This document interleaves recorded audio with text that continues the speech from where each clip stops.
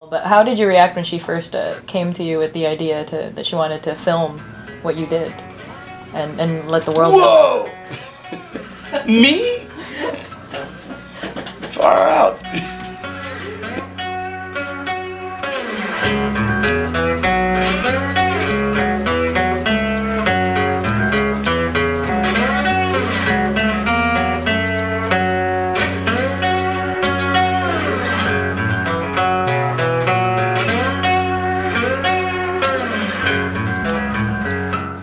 Hello! I am Wavy Gravy, hippie icon, flower geezer, and temple of accumulated error. And this is my pal, my pet fish, Saul Bass.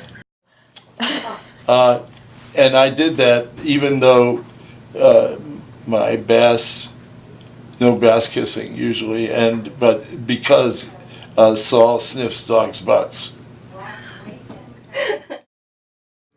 And my name is Michelle Ezrick, and I'm the director and producer of Saint Misbehavin', the Wavy Gravy movie. Of course, Wavy on the mic is something unique. What we have in mind is breakfast in bed for 400,000. Those little comments of his really helped the thing gel.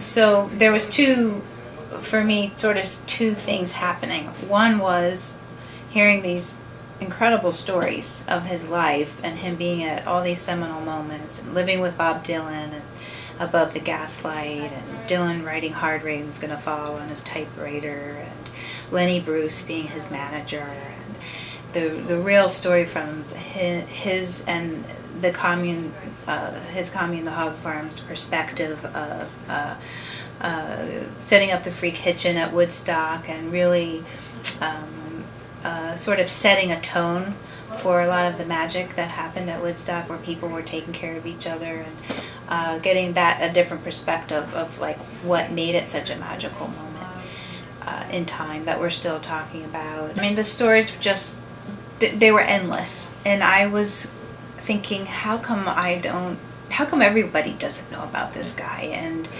I started thinking about there should be a movie about this guy. You know, sometimes you meet people and you think, God, there should be a movie about this person. Everybody should know this person. But this other sort of level or thing that was happening internally to me is every time I was around him, I had a shift. I noticed that my perception shifted, sort of went like this, for the better. It was like, I felt a little, my spirit was lifted. I felt I got a better smile. I was seeing, it's like putting a pair of glasses on where everything looked a little better. And so I noticed this, but I also noticed that other people's light was getting turned on. And I love music and poetry and creativity, and Wavy uses all of that to lift people up. He just really inspired me, and I wanted to share that. I wanted to really share that. And I wanted people to know who he really was. I wanted people to know that he was more than the guy from Woodstock. He was more than a Ben & Jerry's ice cream flavor. He had lived a whole life of service. I mean, an entire life of service. I do lots of benefits for folks other than SEVA or Camp Winter Rainbow, but SEVA is my true cause. I was a founding member. SEVA is a Sanskrit word that means service to humankind, and we work in curable and preventable blindness in third world countries, as 80% of the people in the world that are blind actually don't need to be blind and can get their sight back for about $50. We've helped with over 2 million sight-saving operations. Remember, the first concert I did, we had just been given our marching orders by this amazing woman, Nicole Grasset, who headed up the smallpox eradication program in India and Southeast Asia. And my job was to put on a concert, sing out for sight. And I got in the aircraft, and who else was on the aircraft was the Grateful Dead. And they were sitting dead. I mean, ducks. I mean, what could they do? They couldn't jump out of the plane. The next thing you know, we're doing the concert at the Oakland Kaiser Auditorium, and Bill Graham didn't even know it was a benefit. He said, "Why am I the last to hear about these things?" But then I was sitting backstage, and Bill slipped me this note, and I opened it up, and it was a check for $10,000 for Seva. I said, "Bill, why are you doing this?" He said, "Because you did not hit on me, my friend." So that was the beginning. Yeah, so I wanted people to know him, and my intention was that was the best way that I could be an activist and help the world, was to put Wavy Gravy on a screen and put him in front of everybody. I started shooting him in 1999, which was Woodstock 99, the third Woodstock.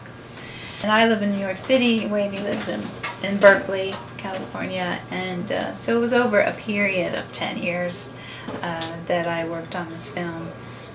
After the third year, the rest was gravy. It was kind of a little odd to start with, but you know, I think I broke in after the third year, and it just, the beat went on. It was what was. And when they weren't there and I was doing something astounding, she'd say, just a minute, and she'd get a plane, and a few hours later she'd be there with a camera crew. But I guess my favorite moment was when the camera crew came creeping into our room at midnight when my wife and I were in bed watching Jon Stewart. And it was just a sweet moment, because it was something that we did every night, watch Jon Stewart and Stephen Colbert, because especially if it's a rough day, you get a few laughs at the end of the night and you go to bed with that outlook. Rather than, oh, the horror. The message is timeless. It's about Wavy, but the true star of the film is the message. It's what he represents. That's what draws people to him. It's what he represents. It's the messages that he transmits. Just done 16 film festivals, and people feel inspired. Like, it worked. My intention, my dream, worked. So after you see the film, people feel this. They feel affirmed. They feel affirmed that we can do it. We can make a difference. And he reflects. He reflects something back to you. Right. So like, I got a letter from this 15-year-old girl, and she said, my parents always dragged me to these movies about these great people, about saints, you know. And she said I always walk away feeling like a loser. And she said, but when I saw St. Misbehavin', I realized whether I build schools in Africa, which was her dream, she told me. She said, even if I don't do that, and I just, you know, go out and help an elderly person cross the street with with a lot of groceries, and I help this lady today, then I'm enough. And I was like, that's it. To put your goodwill to do the most, and have fun doing it, change the world, be kind to each other, and give me an F. F. Give me a U. U. Give me a N. N. Fun, big fun. Let's have some fun. Let's change the world. Let's feed each other. There's plenty to go around. That's the truth. Look at the philosophy of Buckminster Fuller and the World Games. We really got enough to go around if we just share it. That's the thing. Sharon and Karen, the Love Sisters. Here's to them. See the movie, and if it lights up for you, put some friends into your light and share it. And share the movie and share the love.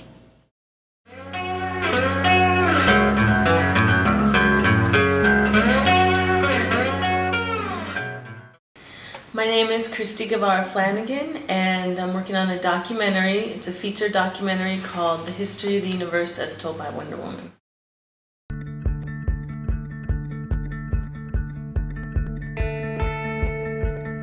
She was as beautiful as Aphrodite, as wise as Athena, stronger than Hercules, and swifter than Mercury. William Moulton Marston was a psychologist.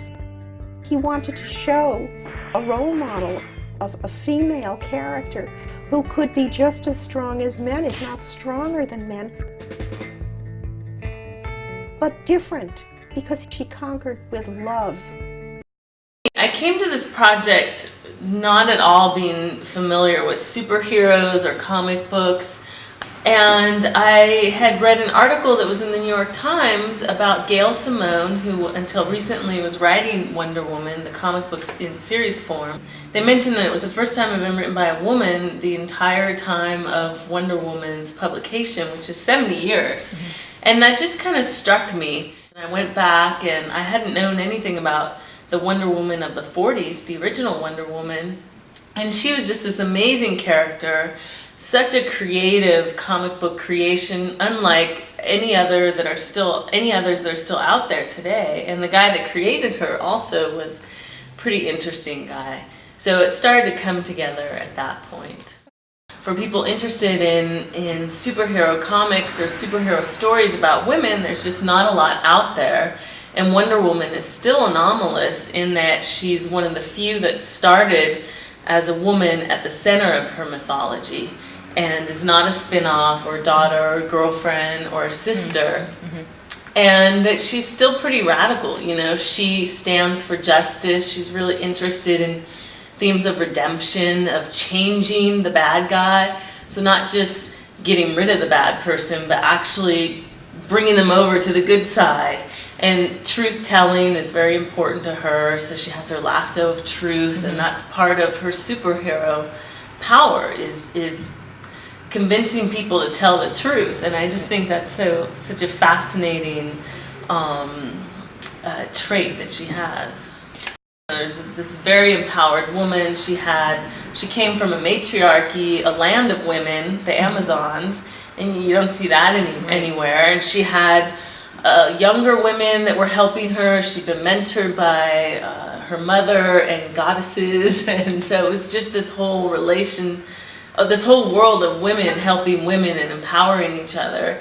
And for 1941, that's pretty out there. They also included things because it was the time period where women were stepping out of the household and asked by their country to do these jobs in factories, for the war effort, and to really get out there and help their country and leave the home. Mm-hmm. And so it was a very exciting time for women. They were able to try on all these different jobs that they'd never really been allowed to do. I mean, right. Certainly there have been women that were defying norms and doing them, but here all women were asked and allowed to do this. And so Wonder Woman comes along, and I don't think it's a coincidence that she was born out of that era. Mm-hmm. But even in the comics, she's also encouraging women to get out there and, you know, support their country and earn their own living and stand up to the guy. And so she was very much a part of that spirit. When her creator died in the late 40s and kind of on the edge of the 50s, I think that's when her character transformed and, you know, hadn't had pretty much from the 50s through the 60s just lost its track. She completely gives up her powers by the end of the 60s and is not at all a superhero, and she's still out there as a globe-trotting spy, you know, saving the day, but she'd given up her superpowers for a guy. What's interesting is young girls today don't really know Wonder Woman that much at all. They certainly know superheroes, and they're familiar with that, but there's not a lot of girl superheroes right now for them to look up to or relate to or embrace. It's interesting to think about how Wonder Woman could be used for younger generations, or what would be relevant for them and how we could bring her back. I mean, the fact of the matter is that for Hollywood and for these big companies, that a leading woman just is not a box office draw, they think. I mean, part of making the film is to push for more heroes like Wonder Woman that are women, that are strong, or that are girls, but that are at the center of their story and are really as active as any hero that you would see, as any Harry Potter or any Spider-Man. And we just don't have that right now. The film also raises questions just about what is a hero? What are the differences between a male hero and a female hero in terms of how they're portrayed in popular culture? And what are sort of some of the ramifications of that? And what do young girls really want in a character? What are they looking for? If they could create their own superhero, what would that look like? And what kinds of powers would they have? And what would their hero be saving the day doing what?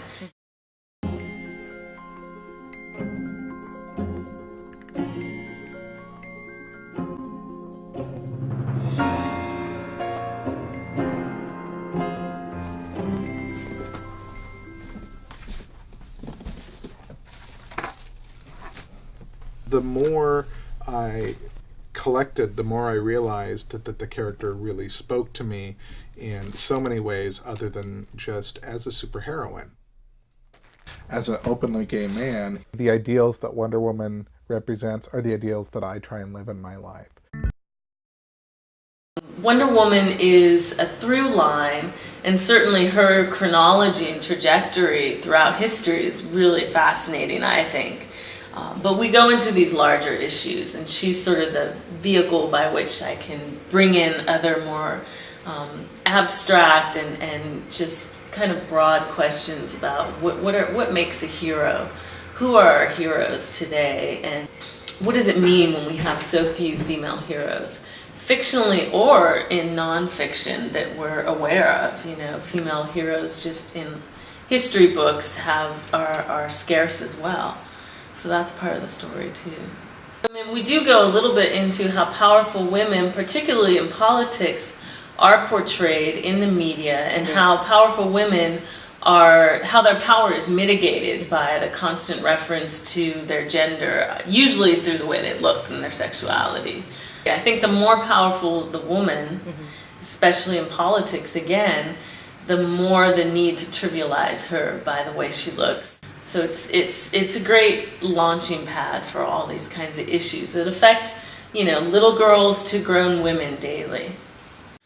Well, I think of the film as being a film for young people, one, who don't know the history of the women's movement that we're kind of going into as we're following Wonder Woman's history, because there's definitely parallels there.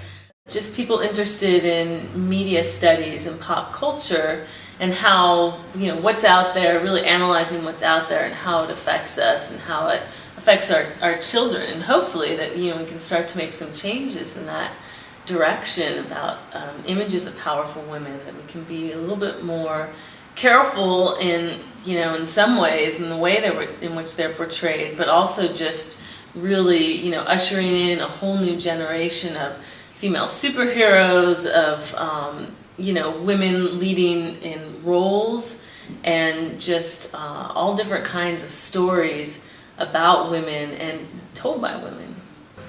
The film is scheduled to come out at the end of summer, so we're working on it now. There's going to be a lot of animation, so it's going to be a pretty long post-production process.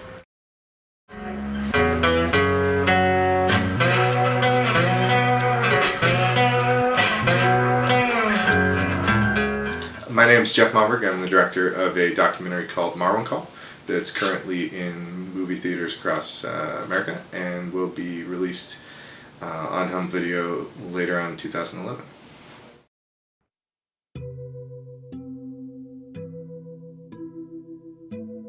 Everybody at one time or another wishes they had a double that could do the things that they could never do.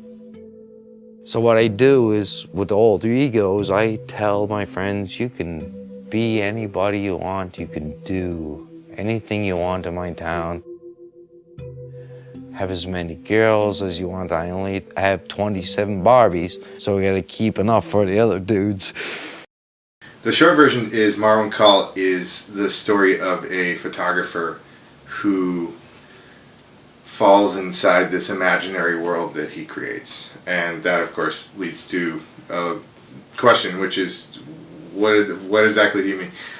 Markham Camp was attacked in the year 2000 outside of a bar in upstate New York, and pretty much left for dead.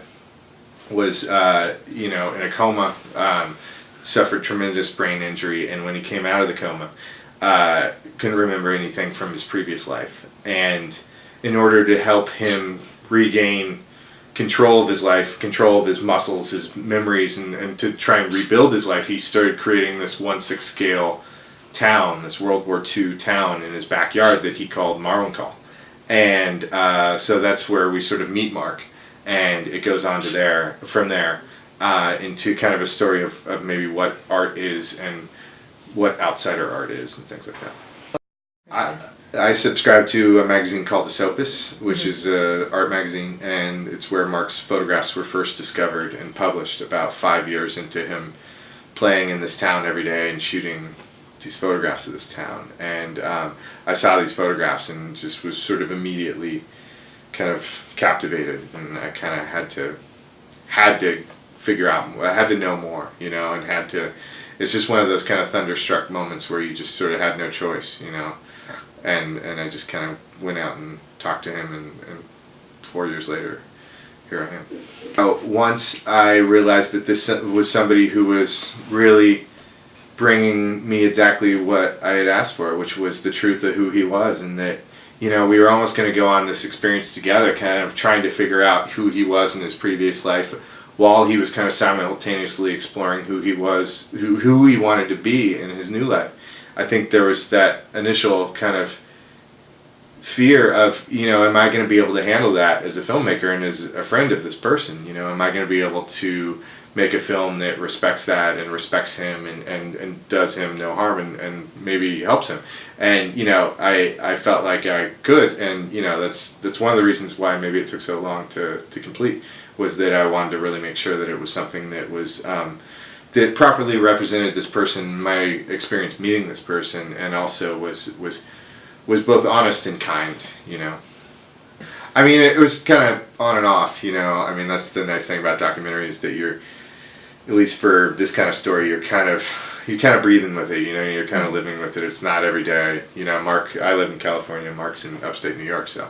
But I would say I probably made about 16 trips out there, 16, 17 trips, something like that. And I shot about 150 hours, and you know, then culled that down into a 90-minute film. Yeah, you know, surprisingly, it wasn't as hard as I would have thought to get somebody who's so private to allow me inside his world, and I think that's probably for a couple reasons. One, we got along really well, and he's somebody who I consider a friend, and I think he's, like a lot of friends that you meet in life, you're sort of instantly kind of drawn to one another, you know. And as soon as I met this guy, like, there was something special about him, and you know, so that was one. And for another, I think it was at a point in his life after the attack where he was ready to talk about it, and he was ready to open up to someone, you know, and I sort of just happened to be the someone who showed up. And so it was kind of a point where he wanted to, as a victim, I think he wanted to kind of take control of the situation by verbalizing it and talking about it, and kind of, you know, laying, you know, kind of a stake in the ground of what had happened to him. And I just lucked into kind of showing up around that time. So it was sort of a process of both me trying to understand him and then him trying to lay out, you know, for the camera and for himself what had happened. Okay. Really interesting, because I think there's sort of this kind of golden rule that's starting to kind of tarnish in documentary of that you kind of have to keep objective distance or something. And, you know, I mean, that's for, you know, this is nothing new to kind of break that rule. I mean, if you look at Maisel Brothers movies from the 70s and 60s, I mean, they're doing that too. I mean, I think they're kind of saying, you know, we're not above our subject, we're next to our subject. You know, and just because we're telling the story doesn't mean we're higher than they are. You know, these are people that we want to understand on a human level, you know. So it was really like that. There were times that you would realize he was saying things to you as a friend, even though the camera happened to be on, and then it was your responsibility to not include those things. You know, as the story progressed, I mean, I was starting to realize I was putting very personal things into the film, because it was representative of this journey I had gone on with Mark, and it was representative of sort of how Mark wanted to present himself to the world. So I would discuss those with him and say, you know, listen, I feel like this journey that we went on together was really about this, and that's kind of like personal. Are you okay with that? You know, and checking, and you know, it's Mark really wants in his new life, his second life, he calls it, to be open about who he is, and so it kind of fit in with that, you know, and it was cool. But I mean, it was also, you know, it's one of those things where you're not supposed to show footage to your subjects as if they're gonna like freak out and like, you know, they've never seen themselves on film and they'll run away scared or something, you know. And I mean, I found myself, Mark's a storyteller. I mean, if you think about it, he's, you know, he's got this world, and every day he's telling stories. I mean, he shoots more than I do. So I would show him scenes, you know, a couple years in, and say, you know, well, this is going to be a scene I'm doing about you when you go to the store every day, you know. And so I think he started to understand what I was doing, and it was nice to see that he was comfortable with that, you know. Not that it wasn't a completely pain-free process for him. I'm sure it was hard to open up, but I think he always felt like he had a responsibility to himself and to other people to show who he was, you know. Was there, you know, there were moments where I think you could tell he was getting a little frustrated, or maybe wasn't what he wanted to discuss at that point, but he would always sort of take a deep breath, and then he would have this phrase that he would always say to me, which was like, for duty and humanity, you know, which was sort of this idea that in his mind that he knew his story was important to tell, and he knew that it was his responsibility to tell it. And I think that speaks to the kind of person Mark is, which is really a kind person who has this sort of weird sense of like duty, that he knows his story is interesting and what's happened to him and why, and that it could benefit other people, you know. And I think I just happened to stumble across somebody who kind of had that sense about themselves. So I think it really helped him at times when maybe he was not particularly in the mood to be filmed. He sort of just kind of, you know, as his friend, I tried to not shove the camera in his face, but I mean, everybody has their bad days, and sometimes I needed to photograph that too, you know. right. When I showed him the film, before I finished it, I wanted to show him the movie and see how he felt about it. And that was actually my first question to him, is like, well, what do you want out of this film now that it's done? And his comment, which I think is telling, is that he said, you know, I want people with disabilities to see it. You know, so I mean, that's really where this guy's coming from. So we've played it at disability film festivals and things like that. And I think, you know, Mark's, again, somebody who really has a strong sense of like artistry to him, you know, to himself. I think he really is interested in sharing his story because I think he knows it's going to be beneficial. And, you know, he's gone to screenings with audience members, and I always felt like that would be a nice sort of last step in this process, was to have him see the movie with an audience and to kind of get that feedback. Because once I knew I was making this story about somebody that I cared about and that I found to be strong and brave and beautiful, I wanted them to feel that, you know, him to feel that what that audience, you know, came out of the movie feeling. I wanted Mark to feel that. So, you know, that was a really interesting day and a really wonderful day for him to kind of have 200 people watch his movie with him and ask questions afterwards. And, you know, I think it was really meaningful to him. Did that change from the beginning? Oh, totally. Yeah. I mean, it's completely changed what I wanted in the beginning for this and what I wanted in the end. And I think that that's what's great about documentary, is it's not really up to you. You know what I mean? You sort of set a course, and it's like the wind's going to take you where it takes you to some degree. And I mean, I guess in the beginning I wanted to make this really clever little 8-minute film, you know, about somebody. No, seriously, it was going to be a short about this guy who had been beat up in real life and now was replaying that sort of in his imaginary world, and the irony of that or something.